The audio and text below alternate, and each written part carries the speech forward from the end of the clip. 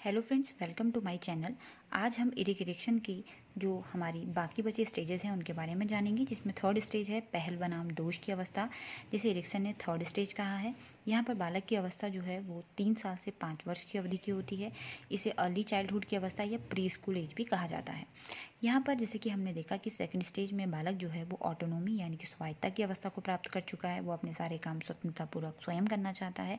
इस अवस्था में आने के बाद बालक अब एक्सप्लोर करता है, यानी कि उसकी क्यूरियोसिटी बढ़ जाती है, वो चीज़ों के प्रति जिज्ञासु होने लगता है। यहाँ पर बालक के अंदर कॉग्निटिव लीप्स यानी कि संज्ञानात्मक उछाल देखने को मिलते हैं।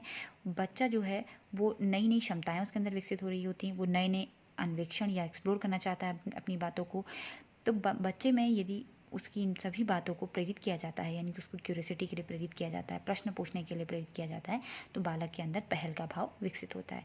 इसके विपरीत यदि बालक की आलोचना करी जाती है या माता पिता उसको बात बात पर दंडित करते हैं, तो बच्चों के अंदर जो है वो गिल्ट का भाव विपरीत होता है, यानी कि प्रश्न पूछने पर उनको बढ़ावा देने से पहल का भाव विकसित होता है। इसके विपरीत यदि उनकी आलोचना करी जाती है, उन्हें दंडित किया जाता है, तो बालक के अंदर गिल्ट का भाव विकसित होता है। तो जब बच्चे के अंदर जो है पहल का अनुपात अधिक होता है दोष के अतिरिक्त, तो उसके अंदर जो साइको सोशल वर्चू डेवलप होता है वो गोल ओरिएंटेड बिहेवियर होता है, यानी कि बालक जो है वो अन्वेषण करने के लिए प्रेरित होता है या उसको प्रेरणा मिलती है और वो गोल ओरिएंटेड बिहेवियर को शो करता है। इस अवस्था को पहल बनाम दोष की अवस्था कहा जाता है। चौथी अवस्था परिश्रम बनाम हीनता की अवस्था होती है, जिसे इंडस्ट्री वर्सेस इन्फियरिटी भी कहा जाता है। यह एक चौथी अवस्था होती है। इसमें बालक की जो अवधि होती है वो 6 से 12 वर्ष की होती है। इसे उत्तर बाल्य अवस्था या फिर लेटर चाइल्डहुड भी कहा जाता है। यहाँ पर बच्चों में हमने देखा कि पहल से जो है वो नई नई अनुभूतियाँ प्राप्त होती हैं बच्चों को, तो वो अपनी ऊर्जा जो है वो नए ज्ञान की प्राप्ति में या नवीन ज्ञान की प्राप्ति में को अर्जित करने में लगाते हैं। यहाँ पे वो अपने कौशल का प्रयोग करते हैं और इंटेलेक्चुअल स्किल्स को अपनी डेवलप करते हैं, यानी कि उनको सीखने में अपनी जो परिश्रम है, अपना जो कौशल है, अपना जो बुद्धि है, वो नई इंटेलेक्चुअल स्किल्स को सीखने में लगाते हैं, क्योंकि बालक यहाँ पे बहुत ऊर्जावान होते हैं। जब बालक जो है वो इंटेलेक्चुअल स्किल्स को सीखने में अपनी ऊर्जा लगाते हैं, तब उन्हें परिश्रम कहा जाता है। तब उसे परिश्रम की अवधि या फिर परिश्रम का भाव वहाँ पर बालक के अंदर डेवलप होता है या परिश्रम की संज्ञा उसे दी जाती है, क्योंकि बच्चा जो है इस अवस्था में अधिकतर समय जो है अपना विद्यालय में रहता है, अपनी ऊर्जा लगाता है, अपने शिक्षक और संगी साथियों से प्रभावित होता है। तो एक बहुत ही महत्वपूर्ण अवस्था होती है। इस अवस्था में कुछ चैलेंजेस भी होते हैं। जब छात्र के समक्ष कुछ चुनौतियाँ आती हैं, यदि वो चुनौतियाँ कठिन होती हैं या उन्हें असफलता हाथ लगती है, तो बालक में हीनता का भाव उत्पन्न होता है। और यदि वो कार्य तुच्छ होते हैं, और मतलब तुच्छ यानी कि छोटे मोटे कार्य होते हैं, मतलब और उन कार्यों को करके उसको सफलता हासिल होती है, तो उसमें परिश्रम का भाव विकसित नहीं हो पाता। अर्थात कठिन चुनौतियों से जो सफलता बालक को हाथ लगती है या उसको सफलता प्राप्त होती है, वो बालक के अंदर परिश्रम का भाव डेवलप करती है, बजाय इसके कि छोटे और सरल कार्यों को प्राप्त सफलता से उसके अंदर हीनता का भाव डेवलप होता है। तो यहाँ पे शिक्षक की बहुत बड़ी चुनौती होती है कि वो किस तरह से जो चैलेंजेस बच्चे के सामने आ रहे हैं कक्षा में, उनको हल करने में उनकी मदद करें, ताकि वो असफलता बालक के जीवन में परिश्रम का भाव उत्पन्न कर सके। साथ ही यहाँ पर एक सबसे इम्पॉर्टेंट बात जो एरिक्सन ने कही है वह यह कि यदि छात्र परिश्रम और हीनता के संकट का सफलतापूर्वक समाधान कर पाते हैं, तो उनके अंदर सामर्थ्य यानी कि कॉम्पिटेंसी का गुण विकसित होता है। पांचवी अवस्था, जिसे एरिक्सन ने पहचान बनाम संभ्रांति यानी कि आइडेंटिटी वर्सेस कन्फ्यूजन कहा है, यह अवस्था पांचवी अवस्था होती है। यह अवस्था 12 साल से 18 वर्ष की अवधि की होती है। यहाँ पर बालक जो है अपनी किशोरावस्था की अवस्था में होता है। ये जो अवस्था होती है किशोरावस्था की, ये पहचान बनाने वाली अवस्था होती है। अर्थात यदि बालक को यह पता हो कि उसकी प्राथमिकता क्या है, वो कौन है, वो किस लिए किसी कार्य को कर रहा है, जीवन में उसे कहाँ जाना है, क्या उसका लक्ष्य है, यदि वो इस सब चीज़ों को जान सकता है या जान पाता है, या उसको मालूम होता है कि उसे क्या करना है लाइफ में, क्या उसके चैलेंजेस हैं लाइफ में, क्या उसकी प्रायोरिटीज़ हैं, तो यहाँ पर वो अपनी आइडेंटिटी बनाने में सफल हो जाता है, यानी कि वो अपनी आइडेंटिटी को यहाँ पर डेवलप कर पाता है। विपरीत इसके यदि एक स्वस्थ पहचान बनाने के बजाय बालक जो है विभिन्न तरह की राहों में भटक जाए या फिर किसी तरह का अन्वेषण ना कर पाए अपने जीवन में, या वो ये निश्चित ना कर पाए कि उसे क्या करना है, तो एक तरह की कन्फ्यूजन की स्थिति पैदा होती है। यानी कि दो तरह की संज्ञा उन्होंने यहाँ पे बताई है। एक आइडेंटिटी की, जब उसको यह पता होता है कि उसकी क्या प्रायोरिटीज़ हैं, क्या मोटिवेशंस हैं, क्या गोल्स हैं, क्या ऑब्जेक्टिव्स हैं, तब वो अपनी आइडेंटिटी बनाने में सफल हो जाता है यहाँ पर। और दूसरा कन्फ्यूजन की स्थिति, यदि उसके विपरीत उसको वो सब चीज़ें ना पता हो, तो उसके अंदर एक कन्फ्यूजन की स्थिति बनी रहती है। यानी कि ये वाली जो अवस्था होती है पहचान बनाम संभ्रांति वाली, किशोरावस्था की अवस्था, क्योंकि इसे स्ट्रेस और स्ट्रोम की अवस्था कहा जाता है। तो यहाँ पर डिसाइड होता है कि आप कैसी पर्सनैलिटी बनकर डेवलप होंगे। यदि आप अपनी आइडेंटिटी की प्रोसेस को यहाँ पर कर पाते हैं या पहचान पाते हैं कि आपको जीवन में क्या करना है, किस ओर जाना है, क्या आपके ऑब्जेक्टिव्स हैं, तो आपके अंदर जो साइको सोशल वर्च्यू डेवलप होता है वो होता है फिडिलिटी का, यानी कि कर्तव्य परायणता का।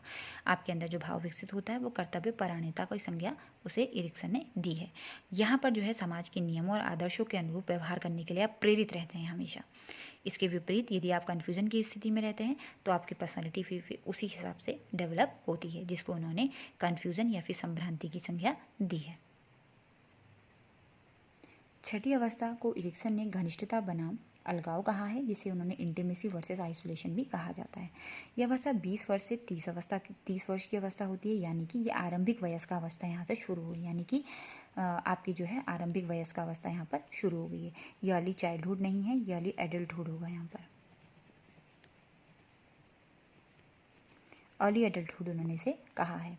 यह इस अवस्था में व्यक्ति जो है वो एक दूसरे के साथ घनिष्ठ संबंधों का भाव विकसित करता है, यानी कि पॉजिटिव रिलेशनशिप बनाने की ओर अग्रसर होता है। यानी कि यह अवस्था जो है, जैसे कि आप देख रहे हैं कि वयस्क अवस्था आ चुकी है, एडल्टहुड में आप आ चुके हैं। अब यहाँ पर जो है, अब आप अपनी आइडेंटिटी पहले ही क्रिएट कर चुके हैं पहली अवस्था में। अब यहाँ पर जो है रिलेशनशिप बनाने में, रिलेशनशिप को निभाने में, रिलेशनशिप में आगे बढ़ने में आपका यहाँ पर ध्यान रहता है, यानी कि उसका भाव के अंदर विकसित होता है। यहाँ पर प्यार के अतिरिक्त वादों को निभाने, यानी कि जो प्रॉमिसेस हम करते हैं उन्हें पूरा करना, ईमानदारी दिखाना, वफादारी दिखाना जैसे गुण यहाँ पर विकसित होते हैं। हालांकि जब आप किसी व्यक्ति के साथ पॉजिटिव रिलेशनशिप में होते हैं तो आपके अंदर उस प्रॉमिसेस को रखने की, उन प्रॉमिसेस को निभाने की, वफादारी दिखाने की, ईमानदारी दिखाने की, रिलेशनशिप को और इंटीमेट बनाने की, यानी घनिष्ठ बनाने की प्रवृत्ति का भाव यहाँ पर आपको विकसित होता है।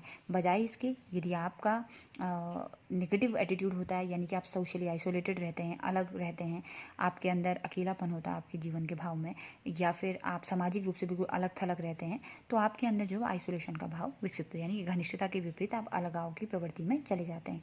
यानी कि जब आप घनिष्ठता का भाव रखते हैं तो जो साइको सोशल वर्च्यू आपके अंदर डेवलप होता है वो लव माना जाता है, यानी कि प्रेम का भाव विकसित होता है। बजाय इसके यदि आप लोगों के साथ ज़्यादा उठना बैठना पसंद नहीं करते हैं और संघर्ष रहता है आपके कुछ रिलेशनशिप्स के बीच में, तो वहाँ पर जो है आप आइसोलेट, यानी कि अलगाव की स्थिति में रहते हैं। तो यहाँ पे दो अवस्थाएं बताई हैं, एक घनिष्ठता का भाव बताया है और एक अलगाव का भाव यहाँ पर एरिक्सन ने बताया है। 7th स्टेज को एरिक्सन ने जननात्मकता बनाम स्थिरता कहा है, यानी कि जनरेटिविटी वर्सेस स्टैग्नेशन कहा है। यह अवस्था जो है 40 साल से 50 साल की अवधि की होती है, यानी कि ये मध्य वयस्क अवस्था होती है, मिडिल एडल्टहुड हम इसे कहते हैं। यहाँ पर व्यक्ति जो है वो अपनी लाइफ का आधे से ज़्यादा जो पीरियड होता है वो कंप्लीट कर चुका होता है। उसके अंदर प्रोडक्टिविटी और क्रिएटिविटी का भाव रहता है। साथ ही साथ यहाँ पर जिन व्यक्तियों में जननात्मकता का भाव होता है वे अपनी पीढ़ियों के कल्याण, समाज के कल्याण के भाव, इस तरह की बातों से चिंतित रहते हैं, यानी कि उन्होंने अपनी नेक्स्ट जनरेशन को क्या देना है, सोसाइटी के लिए वो कैसे अच्छी चीज़ें कर सकते हैं, क्या चीज़ें हैं जो सोसाइटी में क्राइसिस क्रिएट कर रहे हैं, देखभाल, यानी कि केयर वाला भाव यहाँ पर आपके अंदर रहता है। तब यह एरिक्सन ने यह माना है कि उसे जननात्मकता का संज्ञा उन्होंने दी है। बजाय इसके यदि आपके लाइफ में किसी तरह की नेगेटिविटी है, यानी कि आपके उतने जो एक्सपीरियंसेस हैं लाइफ के वो अच्छे नहीं रहे हैं अभी तक, तो आपके अंदर जो है वो स्थिरता का भाव आ जाता है। यानी कि जब व्यक्ति जो है वो आत्मतल्लीन होता है, यानी कि सेल्फ ऑब्जर्व की कंडीशन में होता है, उसकी वो केवल वैयक्तिक सुखों की ओर, अपने स्वयं की सुख सुविधा की ओर ध्यान देता है, वैयक्तिक आवश्यकताओं की ओर ध्यान देता है, तो उसके अंदर सेल्फ ऑब्जर्वेशन का भाव, यानी कि स्टैग्नेशन का भाव आता है। विपरीत इसके यदि आप में जननात्मकता का भाव है तो आपके अंदर जो है पीढ़ियों के कल्याण की बात होगी, समाज के कल्याण की चिंता होगी। कई सारे शिक्षक होते हैं जो अपने छात्रों के भविष्य के लिए चिंतित होते हैं कि उन्हें क्या, कौन सा स्ट्रीम लेना है, किस स्ट्रीम में, और इस तरह से उन्हें गाइड करते हैं, यानी कि केयर का भाव दिखाते हैं। तो वो लोग जो हैं वो जननात्मकता के भाव को शो कर रहे हैं। यानी कि दो तरह की अवस्थाएं बताया है उन्होंने मिडिल एडल्टहुड में, एक जननात्मकता और एक स्थिरता, यानी कि जनरेटिविटी और स्टैग्नेशन, यानी कि स्थिरता। जब आपके अंदर सेल्फ ऑब्जर्वेशन का भाव होता है तो आप स्थिरता को प्रदर्शित कर रहे होते हैं। 8वीं अवस्था को उन्होंने संपूर्णता बनाम निराशा कहा है, जिन्हें इंट्रिकेटी वर्सेस डिस्पेयर कहा जाता है। यहाँ पर यह जो अवधि होती है ये 60 वर्ष या उससे अधिक की होती है। यहाँ पर व्यक्ति बुढ़ापा और संपूर्णता के भाव में रहता है, यानी कि यदि उसे लगता है कि उसने अपने जो जीवन काल जितना जिया है उससे कितना एक्सपीरियंस हो गया, जो पॉजिटिव एटीट्यूड उसके अंदर होता है उससे उसके अंदर संपूर्णता का भाव आता है। अर्थात जो साइको सोशल वर्च्यू उसके अंदर डेवलप होता है वो मैच्योरेशन और विजडम का होता है। इसके विपरीत, संपूर्णता के विपरीत, यदि व्यक्ति को लगता है कि जीवन में कुछ बिना करा अच्छा नहीं हुआ है, नेगेटिव भाव उसके अंदर होते हैं, तो उसके अंदर निराशा का भाव पैदा होता है, यानी कि डिस्पेयर की कंडीशन होती है, जिसे उन्होंने डिस्पेयर कहा है। इस तरह से जो हमने ये 8 अवस्थाएं देखी एरिक्सन की, उसमें उन्होंने अलग अलग तरह के क्राइसिस को बताया है। जब आप उन क्राइसिस से ऊपर उठ जाते हैं तो जो भाव आपके अंदर साइको सोशल वर्च्यू आपके अंदर क्रिएट होता है, जो आपकी पर्सनैलिटी को बनाने में मदद करता है, यही सारी अवस्थाओं से हमारी पर्सनैलिटी जो है वो डेवलप होती है। Thank you, thanks for watching.